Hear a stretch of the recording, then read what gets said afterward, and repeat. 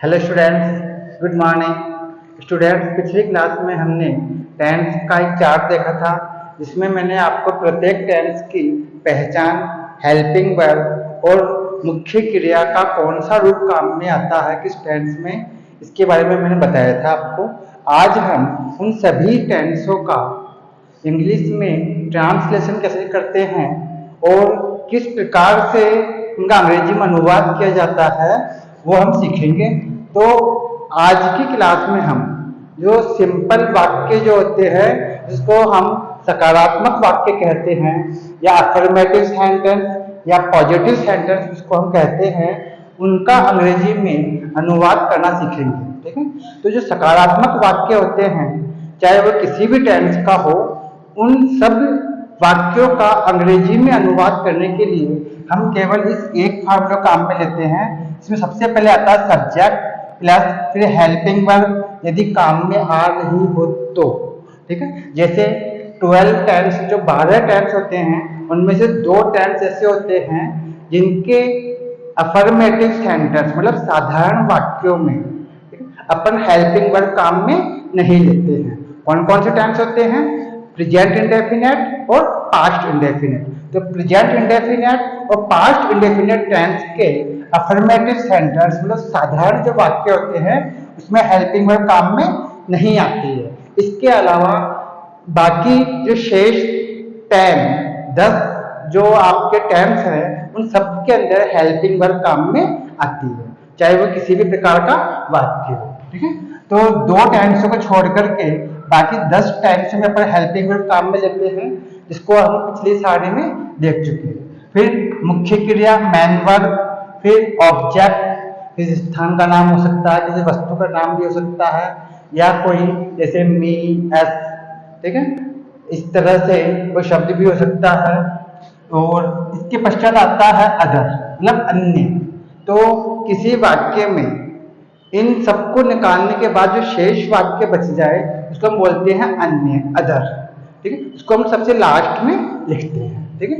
तो सभी टेंसों के लिए अपन इस एक ही फार्मूला काम में लेंगे, subject plus helping verb plus main verb plus object plus other. ठीक है। अब देखिए, सबसे पहले हम एक सेंटेंस लेते हैं, वह क्रिकेट खेलता है।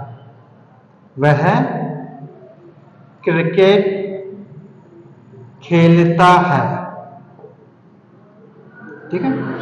सबसे पहले हम इसकी पहचान करेंगे कि कौन से टेंस का वाक्य है, क्योंकि किसी भी वाक्य की इंग्लिश में ट्रांसलेशन करने के लिए आपको 3 चीजों की आवश्यकता पड़ती है। सबसे फर्स्ट नंबर तो इसकी पहचान। ठीक है। जैसे आपको किसी मित्र के घर जाना है तब सबसे पहले आप उसका एड्रेस लेंगे कि भाई उसका घर किस जगह पर है। ठीक है। तो सबसे पहले हम इसकी पहचान करेंगे कि ये कौन से टेंस का वाक्य है। जब तक आपको पहचान नहीं होगी तब तक आप इसमें हेल्पिंग वर्ब किस तरह लगाएंगे। ठीक है। और क्रिया का कौन सा रूप रहेगा, इसकी पहचान कैसे करोगे आप। ठीक? तो सबसे पहले इसमें पहचान करेंगे, खेलता है तो ता है, ती है, ते है, ये सभी आते हैं प्रेजेंट इंडेफिनेट में। ये टेंस हो गया प्रेजेंट इंडेफिनेट, ये प्रेजेंट इंडेफिनेट टेंस है।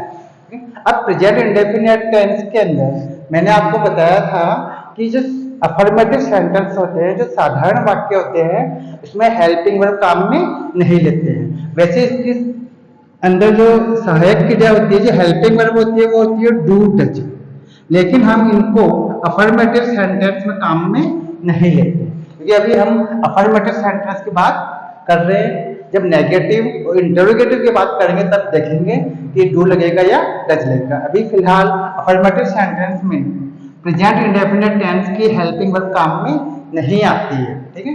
तो ये प्रेजेंट इंडेफिनेट टेंस है। तो सबसे पहले देखेंगे इसके अंदर सब्जेक्ट। सब्जेक्ट का मतलब होता है कर्ता, मतलब करने वाला। इसमें करने वाला कौन है? ही, मतलब वह। ये हो गया ही। ठीक है। इसके बाद हेल्पिंग वर्ब इसमें आएगी नहीं, ना तो डू आएगा ना ही डज आएगा, क्योंकि सिंपल सेंटेंस है, सकारात्मक वाक्य है, इसलिए इसमें हेल्पिंग वर्ब का उपयोग नहीं करते हैं। इसके पश्चात सीधा जाइए मेन वर्ब पर। मेन वर्ब मतलब मुख्य क्रिया। तो मुख्य क्रिया क्या? खेलना। अब खेलने की मीनिंग क्या होती है भाई? प्ले। मीनिंग क्या होती है खेलने की? मीनिंग होती है प्ले। प्ले। तो ये आपकी मुख्य क्रिया है इसमें प्ले।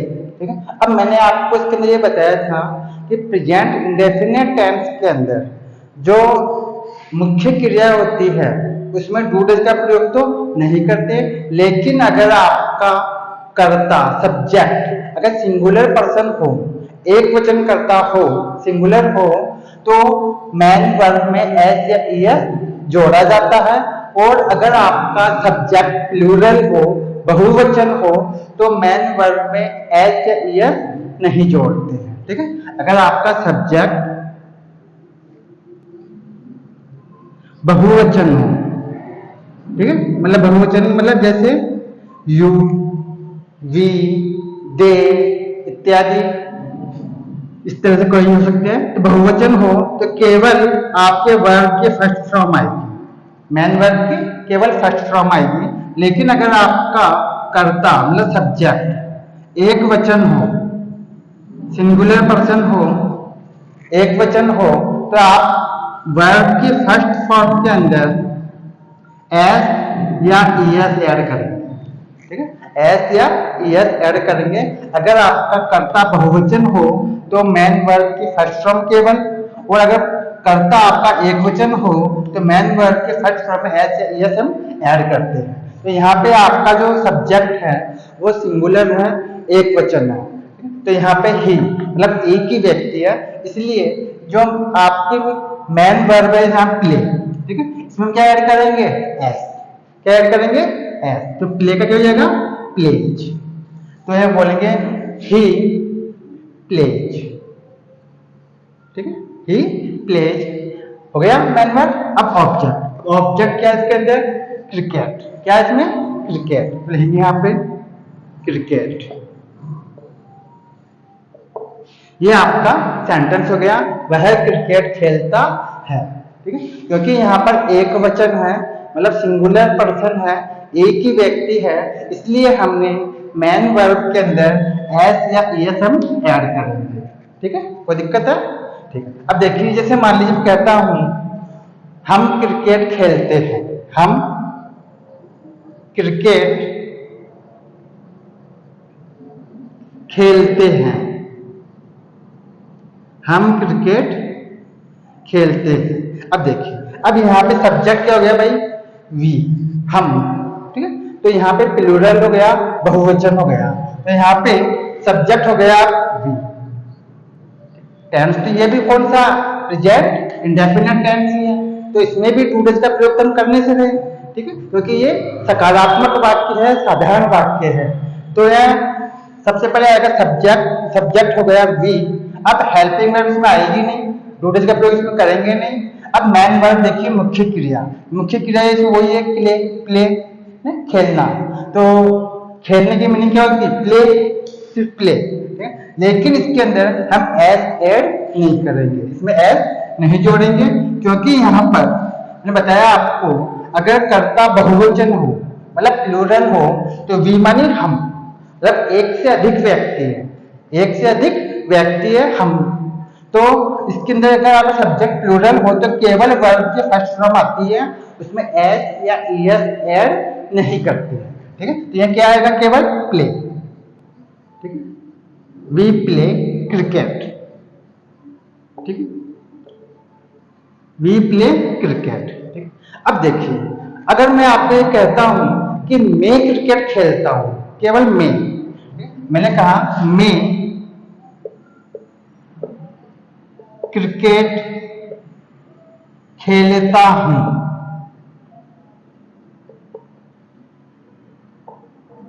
ठीक है, मैं क्रिकेट खेलता हूं। ठीक है, समझ गया? अब यहां पे सब्जेक्ट क्या हो गया? मी, मतलब आई। क्या हो गया? आई। ठीक है, अब मैंने आपको पिछली क्लास में चार्ट बताया था, उसमें एक नोट लिखवाया था मैंने आपको यह भी कहा था कि प्रेजेंट टेंस के अंदर, कौन से टेंस में? प्रेजेंट टेंस के अंदर आई को हम बहुवचन कर्ता के रूप में मान के चलते हैं, मतलब इसको प्लूरल सब्जेक्ट मानते हैं आई। I play. ठीक है, अब आप ये नहीं कहेंगे कि भाई एक वचन इसमें एस क्यों नहीं ऐड किया भाई आपने?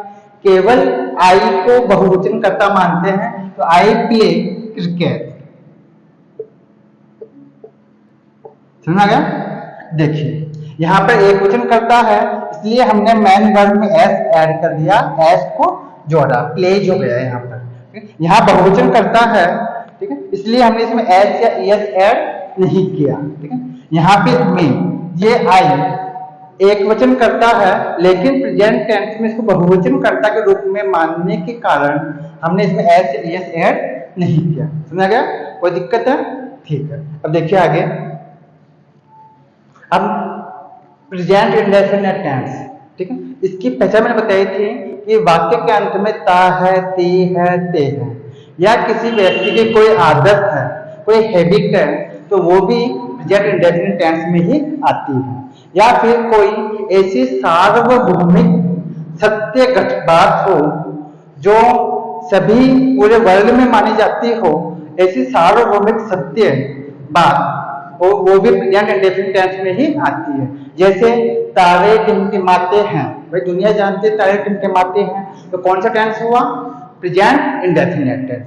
सूर्य पूरब में से निकलता, पूर्व दिशा में से निकलता है, सभी जानते हैं, सार्वभौमिक सत्य बात है। ठीक है, तो ऐसी कोई भी घटना जो सार्वभौमिक सत्य हो, यूनिवर्सल ट्रुथ जिसको बोलते हैं, ऐसी घटना को हम प्रेजेंट इंडेफिनिट टेंस में मानते हैं। जैसे हम देखते हैं सूर्य पूर्व से निकलता है, सूर्य पूर्व से निकलता है,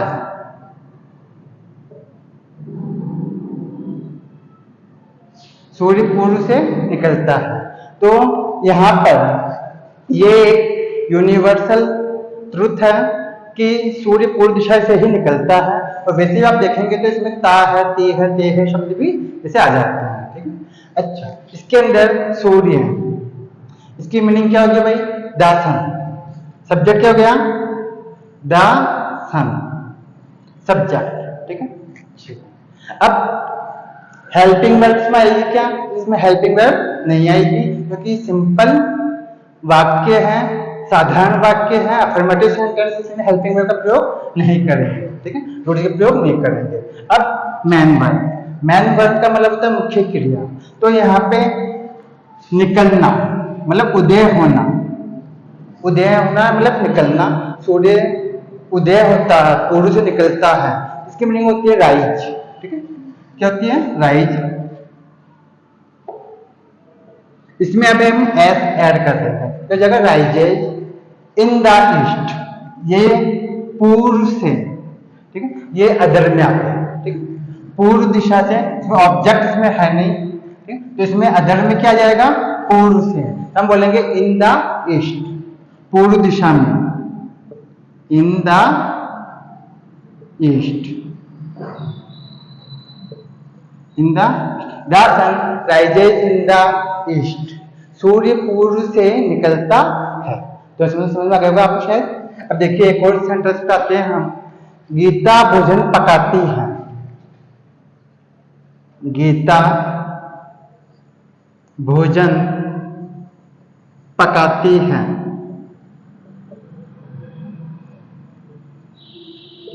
अब बताइए इसमें सब्जेक्ट क्या भाई? इसमें सब्जेक्ट क्या हो गया? गीता। ठीक है, काम करने वाली कौन है भाई? गीता। तो हम लिखेंगे गीता। अब हेल्पिंग वर्ब इसमें आएगी नहीं, केवल मैन वर्ब आएगी। अब मैन वर्ब क्या है इसमें? पकाना। पकाने की मीनिंग क्या होती है? कुक।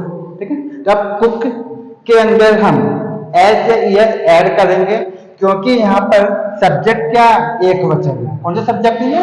एक वचन, सिंगुलर पर्सन है, इसलिए हम मैन वर्ब में तो एस जुड़ेगा या ईएस जुड़ेगा। अब मैंने आपको ये भी बताया था ईएस हम कब जोड़ते हैं? जब किसी फर्स्ट फ्रॉम वाली मीनिंग के अंत में, ठीक है, C H, S H, double S, O, X या इत्यादि अक्षरों से, इत्यादि कैरेक्टर से उस मीनिंग का अंत हो, तो उसके लास्ट में ईएस जोड़ते हैं, अन्यथा हम एस जोड़ते हैं। ठीक है, तो यहाँ पे कुक, ठीक है, कुक माने पकाना, लेकिन इसके अंदर हम क्या जोड़ेंगे, एस ऐड करेंगे, क्या करेंगे, कुक्स। ठीक है, तो ये हो गया मैन वर्ब, कुक्स हो जाएगा, कुक माने पकाना, लेकिन इसमें एस ऐड करेंगे क्योंकि प्रेजेंट इंडेफिनिट टेंस के अंदर हम एस एस ऐड करते हैं मैन वर्ब में, अगर सब्जेक्ट एक वचन हो तो। अब ऑब्जेक्ट, ऑब्जेक्ट क्या बच्चा इसमें, भोजन, भोजन क्या बोलते हैं, फूड। ठीक है, क्या क्या है, फूड। तो सीता कुक्स फूड, सीता भोजन पकाती है, समझ आ गया। ठीक है, अब देखिए, अब हम दूसरे टेंस पे आते हैं। मैं समझता हूँ शायद प्रेजेंट डेफिनेट आप समझ में आ गए अच्छी तरीके से। ठीक है, अब देखिए,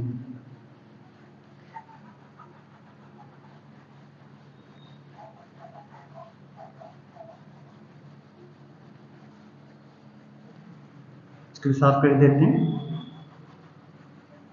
अब देखिए, ये तो हुआ प्रेजेंट इंडेफिनिट टेंस, इसके भी साधारण वाक्यों में, मतलब अफर्मेटिव सेंटेंस में अपन हेल्पिंग वर्ब का प्रयोग नहीं करते हैं। अब दूसरा टेंस मैंने आपको बताया था, वो था पास्ट इंडेफिनिट टेंस, उसके भी अफर्मेटिव सेंटेंस साधारण वाक्य होते हैं, उसमें हम हेल्पिंग वर्ब का उपयोग नहीं करते हैं। ठीक है, तो जैसे हम एक एग्जाम्पल लेते हैं, मैंने एक कहानी लिखी थी, मैंने एक कहानी लिखी थी, मैंने सुनाई भी थी आपको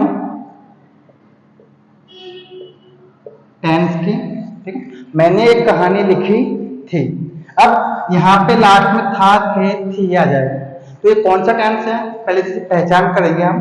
तो ये टेंस है पास्ट इंडेफिनिट। कौन सा टेंस है ये, पास्ट इंडेफिनिट। ठीक है, और पास्ट इंडेफिनिट के जो अफर्मेटिव सेंटेंस होते हैं, जो साधारण वाक्य होते हैं, उनमें भी हम हेल्पिंग वर्ब का उपयोग नहीं करते हैं। वैसे पास्ट इंडेफिनिट टेंस के अंदर हेल्पिंग वर्ब होती है डिड, लेकिन हम इसका उपयोग नहीं करते हैं अफर्मेटिव सेंटेंस के अंदर, इसका यूज नहीं करते हैं। अब इसकी जगह हम भाई क्या करते हैं, क्या चेंज करते हैं, तो ये एकमात्र इकलौता ऐसा टेंस होता है जिसके साधारण वाक्यों में हम मेन वर्ब मतलब मुख्य क्रिया का दूसरा रूप सेकंड फॉर्म काम में लेते हैं। एकमात्र टेंस ऐसा है ये प्रेजेंट इंडेफिनिट टेंस, जिसके अफर्मेटिव सेंटेंस में सेकंड फॉर्म काम में आती है और हेल्पिंग वर्ब नहीं आती है। ठीक है, तब देखिए, मैंने, लिखने वाला कौन है भाई, मैं, लिखने वाला कौन है, मैं, इसका मतलब हो गया आई, सब्जेक्ट हो गया आई। हेल्पिंग वर्ब, हेल्पिंग वर्ब इसमें आएगी नहीं, मैंने पहले क्रॉस कर दिया उसको। ठीक है, अब मैन वर्ब, मैन वर्ब का मतलब क्या है, यहाँ पे क्रिया, क्रिया क्या होती है यहाँ पे, लिखना, लिखने का काम हो रहा, काम क्या कर रहे हैं अपन, लिखने का। तो लिखने की मीनिंग क्या होती है, राइट, लेकिन यहाँ पर राइट तो क्या होती है, फर्स्ट फॉर्म होती है, राइट की सेकंड फॉर्म काम में लेंगे तो राइट, रॉट, रिटन। ठीक है, तो हम सेकंड फॉर्म काम में लेंगे यहाँ पे रॉट, तो यहाँ हो जाएगा सेकंड फ्रॉम, राइट की सेकंड फ्रॉम होती है रॉट, आई रॉट। अब ऑब्जेक्ट, अब ऑब्जेक्ट क्या बच गया इसमें, एक कहानी, ज्यादा कहानी है नहीं, केवल एक कहानी। ठीक है, तो यहां पर एक के लिए हम काम में लेंगे ए। अब कहानी की मीनिंग क्या होती है भाई, स्टोरी, तो हम बोलेंगे story, I wrote a story. ये आपका सेंटेंस हो गया, कोई दिक्कत इसमें समझ आया कुछ, ठीक है।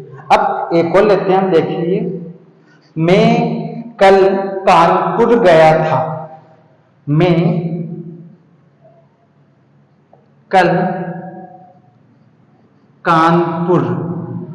अच्छा, इसमें एक चीज ध्यान रखना, जो एस या एस जोड़ने वाला जो मामला है, जो मैटर है एस एस जोड़ने का, वो केवल प्रेजेंट इंडेफिनिट टेंस में ही है। ठीक है, पास्ट इंडेफिनिट टेंस का उससे कोई लेना देना नहीं है, इसमें केवल वर्ब की सेकंड फॉर्म ही काम में आती है, चाहे आपका सब्जेक्ट एक वचन हो, चाहे सब्जेक्ट बहुवचन हो। और वैसे भी आई को केवल प्रेजेंट टेंस में ही हम बहुवचन कर्ता के रूप में मानते हैं, बाकी सभी टेंसों के अंदर, पास्ट में, फ्यूचर में, इन सभी के अंदर इसको एक वचन कर्ता के रूप में ही मानते हैं। ठीक है, तो मैं कल कानपुर गया था, गया था। अब मैं मतलब आई। ठीक है, अब काम क्या किया मैंने, क्रिया क्या की, मतलब क्या किया, गया, जाना, जाने का काम किया। ठीक है, अब जाने की मीनिंग क्या होती है भाई, गो, गो मानी जाना, लेकिन गो की सेकंड फॉर्म हमें काम में लेनी है यहाँ पर, क्योंकि इसमें हेल्पिंग वर्ब इसमें भी नहीं आएगी। ठीक है, डिड तो इसमें भी नहीं आएगा। तो सेकंड फॉर्म क्या होती है गो की, तो आपको याद होगा, तो गो, वेंट, गॉन। ठीक है, go first form, went second form, gone third form. तो यहाँ पे हमको सेकंड फॉर्म काम में लेनी है, तो वेंट। ये मैन वर्ब आ गया। ठीक है, अब इसमें ऑब्जेक्ट, भैया इसमें ऑब्जेक्ट क्या है, तो इसमें किसी शहर का नाम है, तो वो है कानपुर, ये आपका ऑब्जेक्ट है। किसी स्थान का नाम है, किसी वस्तु का नाम। ठीक है, कोई भी पदार्थ हो, ठोस, द्रव या गैस अवस्था में किसी भी रूप में हो, तो वो सब केस में आ जाते हैं, ऑब्जेक्ट में आ जाते हैं। ठीक है, तो यहाँ पर जिस स्थान का नाम है वो है Kanpur. I went to Kanpur. अगर आप किसी स्थान से जुड़ते हैं, किसी स्थान से जुड़ने के अर्थ में उस स्थान के नाम के पहले हम टू लगाते हैं। आप कहाँ को गए, तो मैं कानपुर को गया।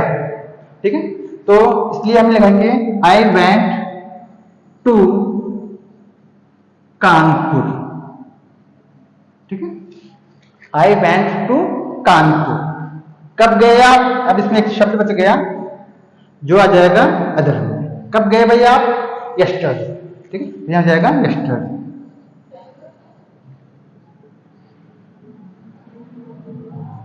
आई वेंट टू कानपुर यस्टरडे। मैं कल कानपुर गया। कोई दिक्कत समझ में आया कुछ आपको? ठीक है, अब एक और देखिए, तो ये हो गया आपके past indefinite tense. Past indefinite tense में हेल्पिंग वर्ब नहीं आती। क्या हेल्पिंग वर्ब नहीं आती है, केवल मुख्य क्रिया की सेकंड फॉर्म काम में आती है। तो हमने सेकंड फॉर्म काम में ली है, इसमें दोनों सेंटेंस के अंदर हेल्पिंग वर्ब काम में नहीं ली है। समझ आ गया? ठीक है, इन दो के अलावा बाकी सभी टेंसों में हेल्पिंग वर्ब हम काम में लेते हैं। ठीक, देखिए आगे। हाँ भाई, अब देखिए नेक्स्ट, अब हम नेक्स्ट दूसरे टेंस पे आते हैं। जैसे मैं कहता हूं पिताजी मंदिर जा रहे हैं। ठीक है, जैसे हम एक एग्जाम्पल लेते हैं, पिताजी मंदिर जा रहे हैं। ठीक है, अब सबसे पहले हम इसकी पहचान करेंगे कि ये जो आपका वाक्य दिया हुआ है वो कौन से टेंस का है। इसमें देखिए रहा है, रहे हैं, रही है। अगर ये शब्द वाक्य के अंत में आए, अगर रहा है, रहे हैं, रही है शब्द आ जाए, तो वो होता है प्रेजेंट कंटिन्यूअस टेंस। कौन सा होता है ये? Present continuous tense. ठीक है, अब प्रेजेंट कंटिन्यूअस टेंस ये है, आपने ये पहचान तो कर ली। अब इसमें हेल्पिंग वर्ब कौन से आती है? इसमें हेल्पिंग वर्ब आती है इज, एम और आर। ये इकलौता ऐसा टेंस है, एकमात्र ऐसा टेंस है इसमें 3 हेल्पिंग वर्ब होती है। कितनी हेल्पिंग वर्ब होती है? 3 हेल्पिंग वर्ब होती है। ठीक है, जो अगर आपका कर्ता, अगर आपका सब्जेक्ट सिंगुलर हो, एक वचन हो, तब तो हम लगाते हैं इज, इसके साथ एक वचन के साथ, सिंगुलर पर्सन हो। ठीक है, आर ये हम लगाते हैं बहुवचन कर्ता के साथ। अगर आपका प्लूरल हो, बहुवचन कर्ता हो, एक वचन कर्ता के साथ इज, बहुवचन कर्ता के साथ आर और एम। एम तो हम लगाते हैं मेरे साथ, आई, आई का और एम का जन्म जन्म का साथ है। ठीक है, आई एम, मैं हूं। जब भी आप हिंदी में तो कुछ सेंटेंस बोलते हैं तो आप यही बोलेंगे मैं यह काम कर सकता हूं। ठीक है, तो एम का मतलब ही हूं होता, हूं। ठीक। और आई मानी मे। तो भाई सीधी सी बात है, जब मे के साथ हूं आता है तो इंग्लिश में भी आई के साथ क्या आएगा, एम आएगा। एम और किसी के साथ नहीं आता, केवल आई के साथ आता है, क्योंकि हूं शब्द केवल मे के साथ ही आता है। मैं किताब पढ़ता हूं, मैं खाना खाता हूं, मैं चाय पीता हूं। ठीक है, तो जब मे के साथ हूं आता है तो इंग्लिश में भी आई के साथ ही एम आता है और किसी के साथ एम नहीं आता। ठीक है, ठीक है। और बाकी एक वचन के साथ इज, बहुवचन के साथ आर। ठीक है, ये तो हो गई इसके हेल्पिंग वर्ब की बात। पहचान हो गई, हेल्पिंग वर्ब हो गई। अब इसमें क्रिया का कौन सा रूप काम में लेते हैं, तो इसमें क्रिया का चौथा रूप हम काम में लेते हैं, जिसमें होता है वर्ब की फर्स्ट फॉर्म प्लस आईएनजी। ठीक है, फर्स्ट फॉर्म प्लस आईएनजी वाला हम रूप काम में लेते हैं। ये हो गई इसमें मेन वर्ब का रूप, हो गई तीनों बातें। और ये तीनों चीजें हमने आपको पिछली क्लास में सराहने में बता दी थी। ठीक है, अब देखिए सबसे पहले सब्जेक्ट। सब्जेक्ट क्या है इसके अंदर, फादर। ठीक है, ये लिखेंगे फादर। पिताजी की मैंने हो गई फादर, ये कौन से है, सिंगुलर, एक वचन है, एक ही है, तो इसके साथ क्या लगाएंगे, इज लगाएंगे या आर लगाएंगे। मैंने बताया आपको एक वचन करते के साथ हम इज लगाते हैं, तो फादर इज। ठीक है, अब हेल्पिंग वर्ब हो गई। अब मैन वर्ब। मैन वर्ब क्या है इसमें, जाना। जाने की मीनिंग क्या होती है, गो। गो मानी जाना, लेकिन गो का चौथा रूप फोर्थ फॉर्म हम काम में लेंगे, तो गो में हम आईएनजी ऐड करेंगे इसकी जगह गोइंग। ठीक है, my sorry father is going, main verb आ गई। ठीक है, अब ऑब्जेक्ट। ठीक है, ऑब्जेक्ट क्या है यहाँ पे, मंदिर, किसी स्थान का नाम या किसी वस्तु का नाम, सब किसमें आते हैं, ऑब्जेक्ट के अंदर आते हैं। अब यहाँ पर मंदिर किसी स्थान का नाम है तो टेम्पल, टेम्पल। लेकिन मैंने अभी आपको एक चीज बताई थी, किसी स्थान से जुड़ने के अर्थ में, किसी स्थान से हम जुड़ने के अर्थ में, किसी स्थान पर जब हम जा रहे होते हैं तो उस स्थान के नाम से पहले क्या लगाते हैं, टू लगाते हैं। ठीक है, यहाँ लगाएंगे to. Father is going to temple.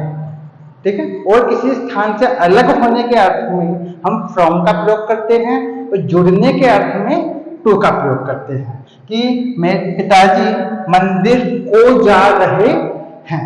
कहां को जा रहे हैं, मंदिर को जा रहे हैं, इसका मतलब ये हो गया। ठीक है, तो father is going to temple. ठीक है, अब एक और देखिए, मैं आम खा रहा हूं। मैं आम खा रहा हूं।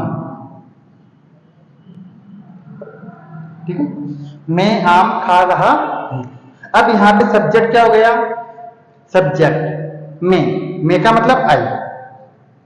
ठीक है, अब टेंस वही है, रहा है, रही है, रहा हूं। ठीक है, तो प्रेजेंट कंटिन्यूअस टेंस सेम यही टेंस है। ठीक है, अच्छा अब इसके अंदर हेल्पिंग वर्ब। हेल्पिंग वर्ब क्या है इसमें, इज, एम, ये आर। मैंने अभी आपको बताया था कि मे के साथ हूं आता है तो आई के साथ क्या आएगा, एम आएगा। और यहाँ पे सब्जेक्ट क्या, आई, इसलिए एम, तो आई एम, ये आपके हेल्पिंग वर्ब आ गए। अब मैन वर्ब। मैन वर्ब मतलब मुख्य क्रिया, तो इसमें क्रिया मतलब काम क्या किया जा रहा है, खाने का, खाने का काम हो रहा। खाने की मीनिंग क्या होती है, ईट। क्या होती है, ईट। लेकिन ईट की फोर्थ फ्रॉम हम काम में लेंगे तो जाएगा ईटिंग। ठीक है, तो लिखेंगे ईटिंग। ठीक है, अब ऑब्जेक्ट। ठीक, तो ऑब्जेक्ट क्या होगा इसके अंदर, आम। ठीक है, मेरे पास में आमों की टोकरी पड़ी है और मैं उसमें से आम निकाल के खा रहा हूं। ठीक है, तो यह हो गया मैंगोज। ठीक है, मैंगोज। ठीक है, तो इस तरह से आई एम ईटिंग मैंगोज, मैं आम खा रहा हूं। ठीक है, कोई दिक्कत है, समझ में आ गया। ठीक, अब एक और देखिए, अब दूसरे टेंस पे आते हैं। मैं अपना पाठ याद कर चुका हूं। मैं अपना पाठ याद कर चुका हूं।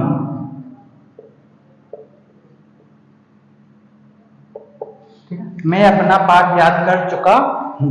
अब देखिए, चुका है, चुकी है, चुके हैं, जस्ट कोई काम कंप्लीट हुआ है तो वो होता है प्रेजेंट परफेक्ट टेंस। ये टेंस हो गया प्रेजेंट परफेक्ट, ये प्रेजेंट परफेक्ट टेंस हो गया। ठीक है, अच्छा, ये तो इसकी पहचान। अब दूसरी बात, इसमें हेल्पिंग वर्ब कौन सी आती है भाई? इसमें हेल्पिंग वर्ब आती है हैज और हैव, तो हैज आएगा या फिर हैव आएगा। इसमें हेल्पिंग वर्ब आती है हैज और हैव। एक वचन कर्ता के साथ छोटी मीनिंग स्पेलिंग और बहुवचन कर्ता के साथ बड़े स्पेलिंग, ऐसे समझ लीजिए आप। तो एक वचन कर्ता, ठीक है, किससे आती है? एक वचन, सिंगुलर सब्जेक्ट के साथ तो हैज, और बहुवचन मतलब प्लूरल सब्जेक्ट हो तो उसके साथ आती है हैव, और एक वचन करता हो तो हैज। ठीक है, अच्छा, ये दूसरी बात हो गई। फर्स्ट बात पहचान, दूसरी बात हेल्पिंग वर्ब, तीसरी बात थर्ड जिस पे हमको ध्यान देना है, मुख्य क्रिया का मतलब मेन वर्ब का कौन सा रूप काम में आता है। तो इसमें थर्ड फॉर्म काम में आती है परफेक्ट। कौन सी फॉर्म काम में आती है इसमें? Third form. ठीक, थर्ड फॉर्म काम में आती है। इसके अंदर आईएनजी वगैरह कुछ नहीं लगता इसके अंदर। ठीक है, अब सबसे पहले देखिए सब्जेक्ट। सब्जेक्ट क्या है इसमें? आई, आई, ये हो गया सब्जेक्ट। अब हेल्पिंग वर्ब, ठीक है। अब मैंने आपको बताया था आई को, ये प्रेजेंट टेंस की बात हो रही है, तो प्रेजेंट टेंस के अंदर आई को हम बहुवचन कर्ता के रूप में मान के चलते हैं। अभी मैंने स्टार्टिंग में भी बताया था आपको कि आई के साथ प्रेजेंट इंडेफिनिट टेंस में हम एस या एस नहीं जोड़ते हैं, क्योंकि इसको हम बहुवचन कर्ता मान के चलते हैं। तो आई को बहुवचन कर्ता मानने के कारण आई के साथ क्या आएगा? हैव आएगा। क्या आएगा? है। बहुवचन कर्ता मान के चलते हैं इसमें आई को भी हम। ठीक है, इसके अंदर तो प्रेजेंट टेंस की बात है यहाँ पे, तो प्रेजेंट के सभी टेंसों में, ठीक है, आई को बहुवचन कर्ता मान के चलेंगे। तो आई हैव, आई हैव। अब ये हो गई आपकी हेल्पिंग वर्ब। अब मुख्य क्रिया, मुख्य क्रिया क्या है? यहाँ पे काम क्या कर रहे हैं? याद करना। ठीक, याद करने की मीनिंग क्या होती है? लर्न। लर्न मतलब याद करना। लेकिन लर्न का तीसरा रूप, ठीक है, यहां काम में लेंगे तो लर्न, लर्न, ये आपकी तीसरी फॉर्म हो गई लर्न की। ठीक है, अब आते हैं हम ऑब्जेक्ट पर। ठीक है, अब ऑब्जेक्ट क्या है? अपना पाठ। किसका पाठ? अपना। ठीक है, मेरा, मैं अब मेरा पाठ याद कर चुका हूं, मैं अपना पाठ याद कर चुका हूं। ठीक है, इसको बोलेंगे हम माई लेसन। माई लेसन, माई लेसन, ये आपका सेंटेंस हो गया। I have learn my lesson. ठीक है, कोई दिक्कत है? ठीक है, अब हम एक और सेंटेंस पे आते हैं। पिताजी अब सो गए हैं या सो चुके हैं, एक ही बात है। पिताजी अब सो गए हैं। ठीक है, आप नहीं करते ऐसे कि भाई पिताजी जब सो गए हैं तो चुपचाप से मोबाइल लेके देख ले आते हैं, मोबाइल देख लेते हैं, मोबाइल में गेम खेल लेते हैं, करते ना इसी तरीके से। तो पिताजी अब सो गए हैं या सो चुके हैं। ठीक है, अब देखिए सबसे पहले इसकी हम पहचान करेंगे तो ये भी प्रेजेंट परफेक्ट टेंस है, क्योंकि अब पिताजी सो चुके हैं या सो गए हैं। ठीक है, तो यहाँ पर भी हम चुके हैं, चुका है या चुकी है का भाव प्रकट हो रहा है। यहाँ पर भी सो गए हैं या सो चुके हैं, एक ही बात है। तो ये प्रेजेंट परफेक्ट टेंस है, पहली बात। दूसरी बात, इसमें हम हेल्पिंग वर्ब का कौन सा रूप काम में लेंगे? इसमें भी हम प्रेजेंट टेंस का तीसरा फॉर्म, थर्ड फॉर्म काम में लेंगे और हैज हैव का प्रयोग करेंगे। थर्ड फॉर्म काम में लेंगे और एज में काम में लेंगे। तब देखिए फादर, ये तो हो गया आपका सब्जेक्ट। सब्जेक्ट क्या हो गया इसमें? पिताजी, मतलब फादर। अब यहाँ पे पिताजी कर्ता, मतलब जो सब्जेक्ट है, करने वाले हैं, वो क्या एक वचन है, इसलिए एक वचन होने के नाते यहाँ पे क्या आएगा? हेज का प्रयोग करेंगे। हेज हेल्पिंग वर्ब के रूप में हेज, फादर हैज। ठीक है। अब मैन वर्ब मतलब मुख्य क्रिया। मुख्य क्रिया तो यहाँ पे काम क्या हो रहा है? ठीक है, तो काम हो रहा है यहाँ पे सोना, सोना, स्लीप। तो स्लीप की थर्ड फॉर्म काम में लेंगे। ठीक है, कौन सी फॉर्म? थर्ड फॉर्म काम में लेंगे, स्लैप। स्लीप की थर्ड फॉर्म क्या होती है? स्लैप। ठीक है, ठीक है। अब इसमें क्या बच गया भाई? अब ये बच गया अब। ठीक है, ये अदर में आ जाएगा। ठीक है, सब्जेक्ट आ गया फादर, हेल्पिंग वर्ब आ गई हेज, मैन वर्ब आ गया स्लैप, ऑब्जेक्ट इसमें है नहीं, इसमें समय दिया हुआ अभी, अभी। तो इसका मीनिंग होता है अदर में इसको मानेंगे क्या हो जाएगा? नाउ। नाउ मानी अब या भी। ठीक है, कोई दिक्कत है? पिताजी अभी सो चुके हैं या पिताजी अब सो गए हैं। ठीक है, तो फादर हैज स्लेप्ट नाउ। इसमें तो आप समझ में आ गया होगा। ठीक है, अब देखिए एक और हम देख लेते हैं।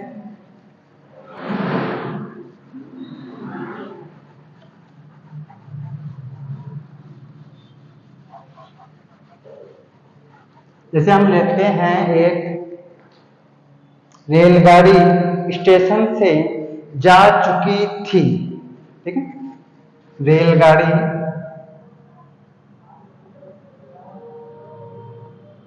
स्टेशन से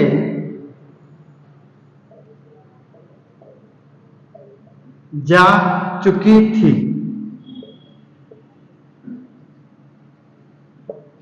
ठीक है, सबसे पहले हम इसकी पहचान करेंगे। ठीक है, तो आप बताइए कौन सा टेंस है? ठीक है, देखिए चुका था, चुकी थी, चुके थे, किसमें आते हैं ये आते हैं पास्ट परफेक्ट टेंस में। कौन से टेंस में? पास्ट परफेक्ट टेंस में। ये हो गया आपके पास्ट परफेक्ट। ये तो हो गया आपका पहला काम। ठीक है, आपने इसकी पहचान कर ली कि कौन से टेंस का सदस्य है ये वाक्य। ठीक है, दूसरी बात, इसमें हेल्पिंग वर्ब कौन से काम में लेते हैं? तो इसमें हम हेल्पिंग वर्ब काम में लेते हैं है। इसमें केवल एक ही हेल्पिंग वर्ब होती है। ठीक है, तीसरी बात, इसमें मुख्य क्रिया का कौन सा रूप काम में लेते हैं? इसमें मुख्य क्रिया का हम तीसरा रूप मतलब थर्ड फॉर्म काम में लेते हैं। कौन सा रूप? Third form. ठीक है, तीसरा रूप हम काम में लेते हैं। ठीक है, अब देखिए सबसे पहले ये आपने तीनों पहचान कर ली। टेंस की पहचान, हेल्पिंग वर्ब और क्रिया का रूप कौन सा इसमें हम काम में लेंगे आपने देख लिया। ठीक है, अब हम आते हैं फॉर्मूले पे। सबसे पहले सब्जेक्ट, तो यहाँ सब्जेक्ट के तौर पे है रेलगाड़ी, the train. The train, the train, ये हो गया आपका सब्जेक्ट। अब यहाँ पर हेल्पिंग वर्ब, हेल्पिंग वर्ब केवल एक ही है, चाहे आपका सब्जेक्ट सिंगुलर हो या प्लूरल हो, सबके साथ क्या आता है? केवल हैड आता है। यहाँ आ जाएगा हैड, द ट्रेन हैड। ठीक है, अब मैन वर्ब। ठीक है, मैन वर्ब मतलब क्रिया। क्रिया क्या हो रही है यहाँ पे? जाना। क्या हो रही है? जाना। अब जाने की मीनिंग क्या होती है भाई? गो मानी जाना। अब गो का तीसरी फॉर्म मतलब थर्ड फॉर्म हम काम में लेंगे तो गो, वेंट, गॉन। तो थर्ड फॉर्म होती है गो की गॉन। ठीक है, ये हो गया आपका मैन वर्ब। ठीक है, ठीक है। अब कहां से जा चुकी थी भाई? अब ऑब्जेक्ट मान लीजिए, इधर मान लीजिए स्टेशन से। स्टेशन से भाई ट्रेन जो है वो स्टेशन से अलग हो रही है, मतलब दूर जा रही है। तो अलग होने के अर्थ में, किसी स्थान से अलग होने के अर्थ में हम फ्रॉम का प्रयोग करते हैं। तो किसी स्थान से जुड़ने के अर्थ में, किसी स्थान की तरफ पर आप जा रहे हो तो उस स्थान से पहले हम टू का प्रयोग कर रहे हैं। तो यहाँ पे स्टेशन से जा चुकी थी, मतलब उससे अलग हो चुकी थी ट्रेन, इसलिए हम यहाँ पे क्या लगाएंगे, फ्रॉम। तो फ्रॉम द स्टेशन,